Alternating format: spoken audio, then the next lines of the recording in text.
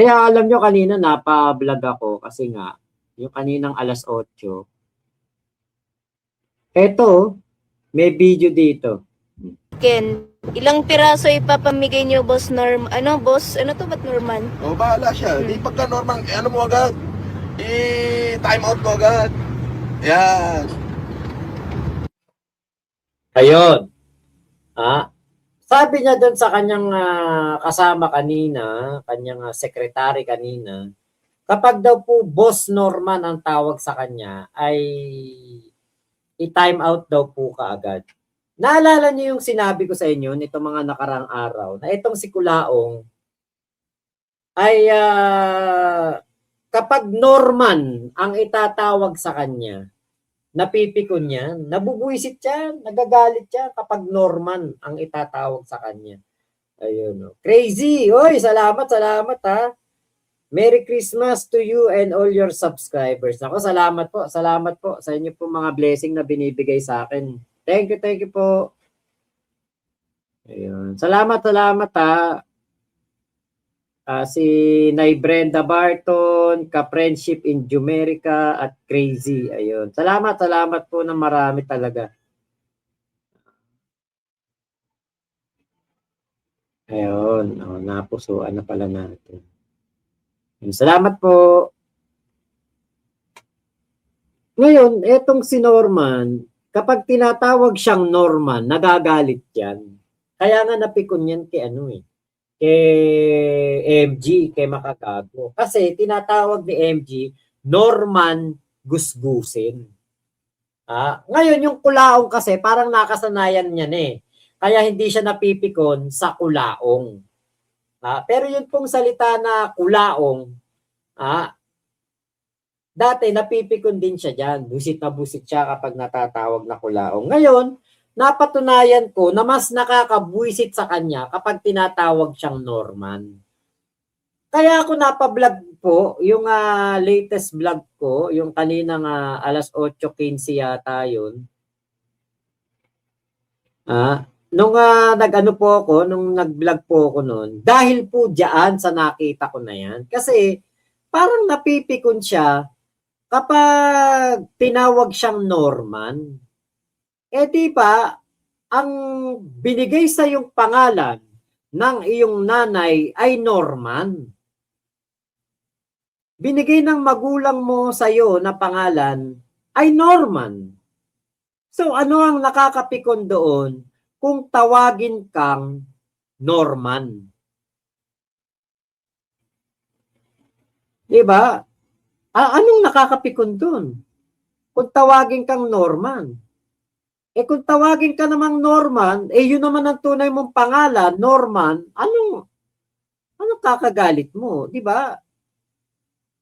Kaya ako napablog dito. Mamimigay ka ng pagkain sa mga homeless, pero ang iyong pinoportray, ikaw ay isang Marcos. So, ibig sabihin, hindi ka tumigil sa pagpapanggap, hindi ka tumitigil sa pagsasabi na ikaw si Francis Leo Marcos.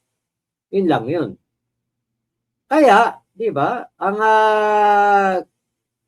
pangalan mo sa sarili mo, di ba, Norman, sa halip na ikaw ay magpakilas, sa pangalan mo na ginagamit mo ay Francis Leo Marcos, sa halip na ang gamitin mo ay Norman, di ba, hindi mo ginagamit. Kasi nga, ang iyong pinangangalandakan sa taong bayan, kapag ikay namimigay, Francis Leo Marcos.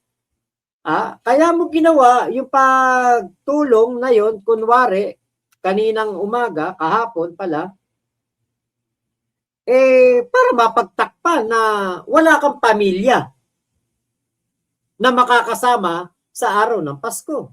Hindi totoo na nagsakripisyo ka para sa mga mahihirap. Hindi totoo na ikaw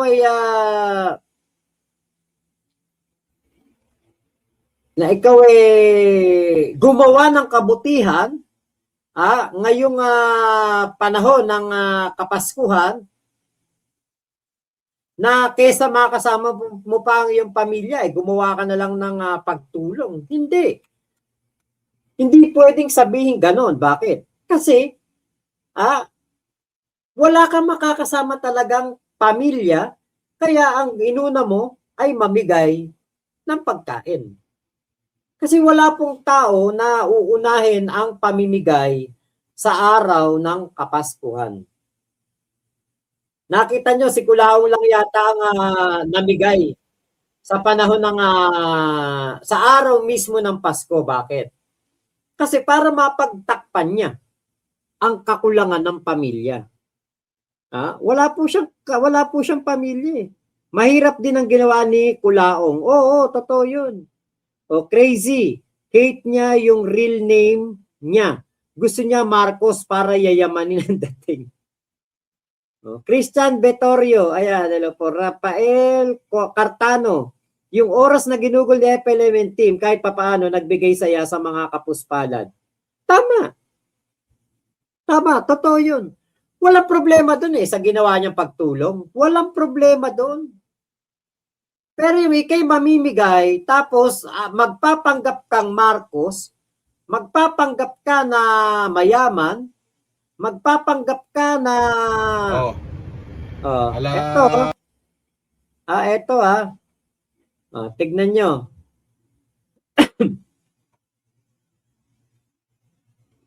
Ayun. Tignan nyo kung gaano karami po yung nakapila.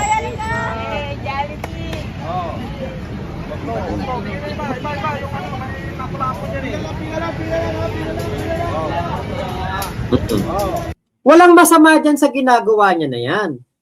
Pero, diba, kung yan ay sasabihin niya, na yung pinamimigay niya ay galing kay Norman Mangusin, okay yun.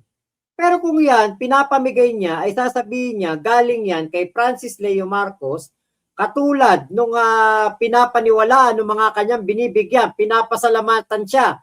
Narinig ko dyan pinapasalamatan siya. Salamat po, Sir Marcos. Ba't hindi niya sawayin? Ay hindi, Norman Mangusin. So ibig sabihin, itong kanyang pamimigay, pagpapanggap, propaganda. Namimigay siya para makilalang Marcos. Hindi siya namimigay dahil bukal sa kanyang kalooban from Norman Mangusin.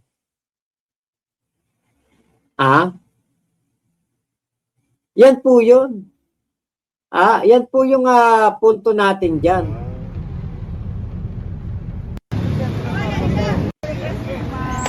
Bukas.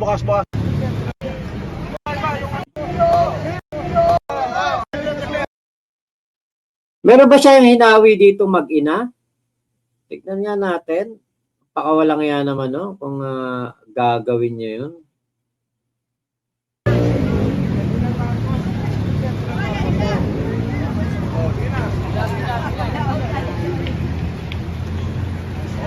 Merry Christmas!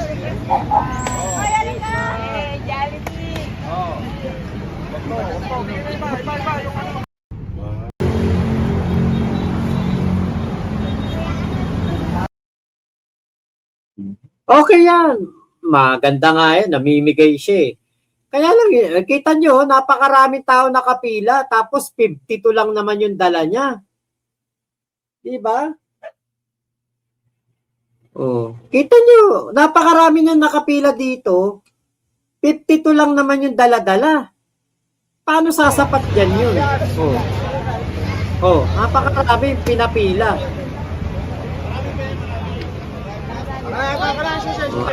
Pero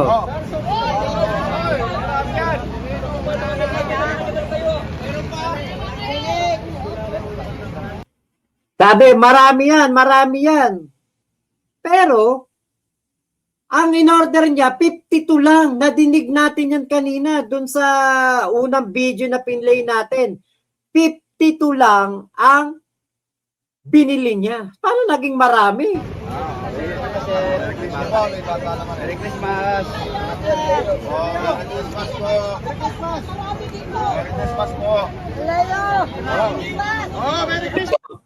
Diba? Pero Leo, hindi. Norman Mangusin po. Hindi na sabihin niya. Kasi, namimigay ka nga, nagpapanggap ka namang Marcos, baliwala rin. Yung hindi aabutin, may sasakyan ako parating. Sabi niya, yung hindi aabutin, meron pa daw paparating. Merry Christmas po. Maraming salamat po. Ang haba na ng pila, syempre pagkakaguluhan ka talaga dyan. Pero wag mong paasahin. Sabihin mo, ilan lang yung dala nyo? Ilang piraso lang. Merry Christmas din. Thank you. Merry Christmas.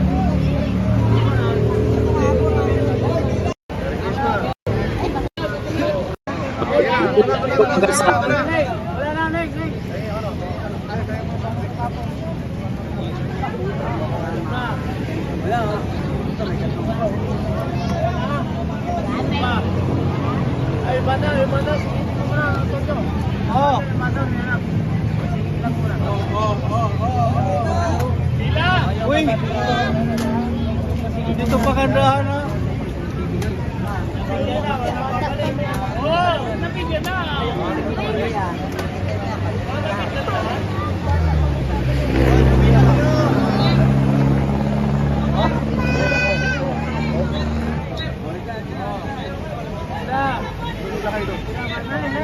Kabata, pila! Gagayahin lang, gagayahin. Gagayahin. Hindi na naawa, Kita nyo, may karga ng bata. Pumila kayo doon. Pinapapila ni Kulaong. Yan yung natural niya. Wala talaga siyang paki. Kung ako nandiyan, unahin ko na yan. Yung ano yung isa sasakyan ko parating ha. Sasakyan daw niya paparating, wala naman. Dito lang naman sinakay yung yung ipapamigay niya nung anong oras na yon. Sabay lang kayo dyan. Salamat po. Merry Christmas, madam. Merry Christmas, sir. Diba? Kita nyo, hindi pa binigyan yung yung may kargang bata.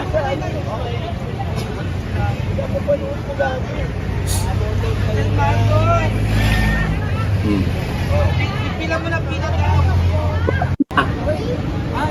Wala na. Paubos na. Hindi naman kayo homeless eh. Homeless pa kayo?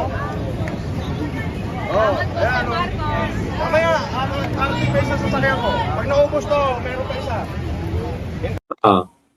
Pag daw naubos, meron pang isa. Hintayin nyo. Ayan, nakasulat hintayin nyo. Yun yung sinabi Hintayin nyo niya. lang, babalikan namin. Welcome.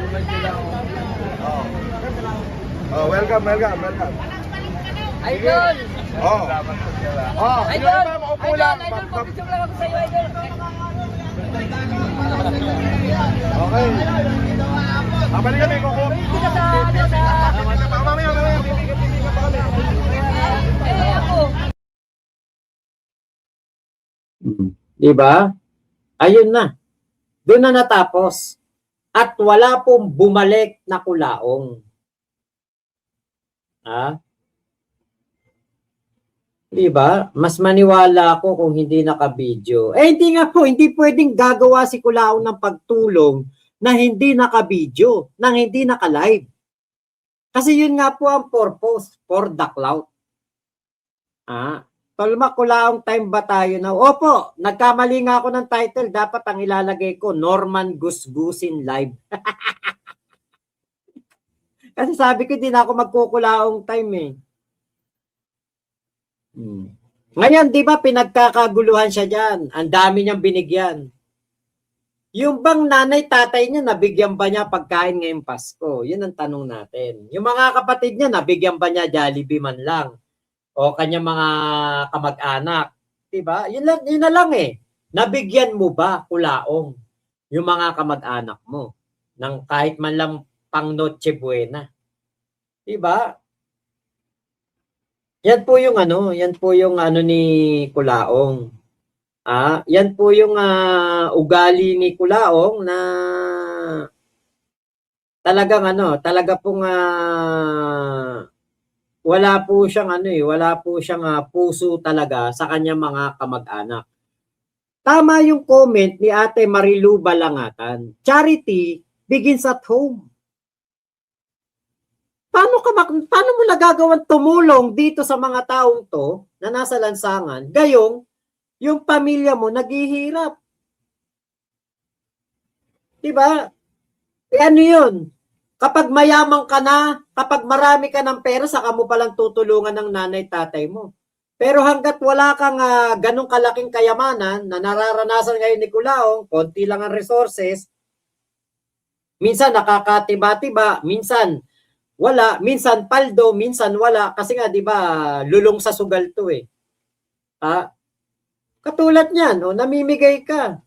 'Di ba? Hindi ako nag-iisip ng makasarili. Ang akin lang, binibidyo mo yung pagtulong mo sa ibang tao, pero yung nanay mo natulungan mo ba? 'Di ba parang magtatanong ka eh. Magtatanong tayo. Paano mo nagagawang tumulong sa ibang tao, gayong hindi naman namin nakikita tinutulungan mo nanay tatay mo? Ano yun? Pinagpaparangalan mo, pinagmamalaki mo, pinagyayabang mo, tumutulong ka sa ibang tao. Pero yung mga kapatid mo, lalo na si Pastor Jam, di ba? Ano sabi ni Pastor Jam? Wala kaming connection diyan. Parang kinakahiya pa na kapatid ka, Kulaong. Ibig sabihin, hindi mo tinutulungan ng kapatid mo. Hindi mo tinutulungan ng magulang mo. May narinig ba kayo, sinashoutout niya, nanay niya? Hindi. Sino sinashoutout? Yung mga nagpapakulay ng 25, 50, 100, 125 sa kanya. Yun ang sinashoutout niya. Kailangan pa ng nanay ni Kulaong magpakulay bago ma-shoutout sa kanyang live? Diba? Pangit na nga, ang pangit pa ng pagkatao. Kilo Gustavo, inaasar ka pa, Boss Mac Pablo. Inaasar ako? Okay, Araceli Jokutan, pangit na nga. Yun pala yun. Ate Kika, Isus Kulaong, di mo na pwede ibalik yung dati. Bumenta na yan, bulok style mo. Totoo po yan, ate. Tatay Don Don. Norman Amusin, crazy, sabi babalik siya. Oo, hindi naman bumalik. Maniwala ako kung hindi naka-video. Oy, hindi kaya may dual personality yan. Mac, yung isa mayabang, which is si FLM. Yung isa yung parang mahinahon magsalita, pero nanloloko pa rin is Norman Mangusin. Baka po. Diba? Baka po. Okay. Nung naubos yung pinamigay niya, sinabi niya na babalik siya ulit para mamigay. Ulit. Sabay sibat. Iniwan yung mga taong hindi nabigyan at nakapila pa rin. Umaasang babalik sila. Kawawa ginawa.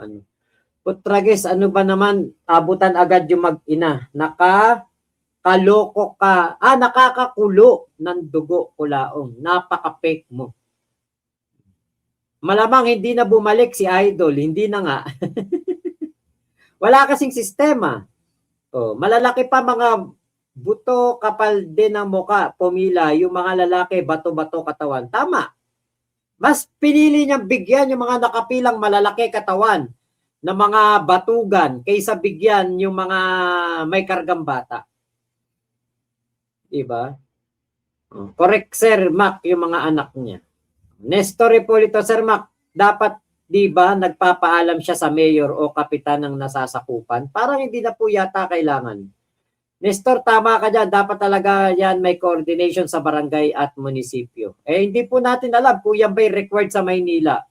Dimple, naghasik ang impyerno ng kasamaan, sinambot lahat ni Kulaong mula sa panlabas at hanggang kaluluwa. Carissa Samuel Manaay. Ayun. Merry Christmas po. Merry Christmas po sa inyong lahat ng mga manonood po natin.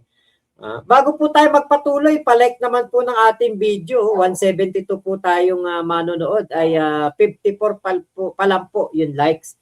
Palike po ng ating video. Maraming salamat po. Para sa inyo rin po yan. Para po hindi Paskong Pasko at bagong taon, kamukha nyo si Kulaong. Gusto nyo ba yun? Kamukha nyo si Kulaong. Paggising nyo. Ito yung ano pakita natin. Oh, ito yung sinabi po nung tauhan ng Jollibee. Oh. Ito,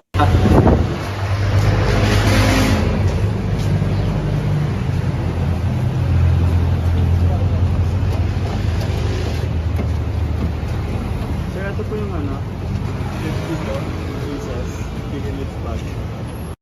52 pieces chicken mix bag. O chicken mix bag. Baka chicken mix bag yun yun kasi yung ano yun kasi yung ano tawag dito. Yun ang code name. Kapag regular yam, Y. Kapag yam with cheese, Y2. O YC. Yun yung mga ano niyan, mga code name. Joy rice, ibig sabihin 2-piece chicken joy. Pag naman single joy, yun yung ano, yung tawag namin diyan. Single na fried chicken lang. Eto 52 ang binili. Ang pinapila parang nasa 100. Tapos pinangakuan na babalik, 'di ba? Ayan ang dami ng pinapila. Buti pa 'tong mga matatanda, okay 'yan. Bigyan mo. Pero yung mga batugan na ganito, kalalaki katawan, kita nyo, pumila pa 'yan, ang kakapal ng mukha, Tapos parang inaaway pa parang sinasabihan pa yung babaeng may kargang bata na hindi daw 'to pagandahan. Ito yung lalaki ng katawan, Mukhang manginginom 'tong mga 'to Pumila pa kay Kulaong. 'Di ba? Doon ka sa mga magbigay sa mga deserving na bigyan. Etong mag-inap o mag-atib na 'to, pinapila mo. Tapos hindi ka naman bumalik, 'di ba? Tapos sinabi, Sir Francis, pa-picture. Sir Leo, pa-picture. Sabihin mo, hindi ako si Francis. Hindi ako si Francis Leo Marcos. Norman Mangusin ako. Ako yung namimigay, Norman Mangusin. Diba? Kumbaga ito si Kulaong talaga, wala po itong pake. Yan po yung katotohanan niyan. Pakitang tao lang po yung pamimigay niyan. Pero mo mas pinili mo pang bigyan yung mga malalaketsa na lalaki, mga manginginom, sunog baga, kaysa bigyan yung mag-ate. Para mag-ate yun tingin ko mag-ate, hindi magnanay Diba? Ay, naku talaga si Kulaong, mapagpanggap. Kaya ako kanina napablog ako Namimigay, mapagpanggap.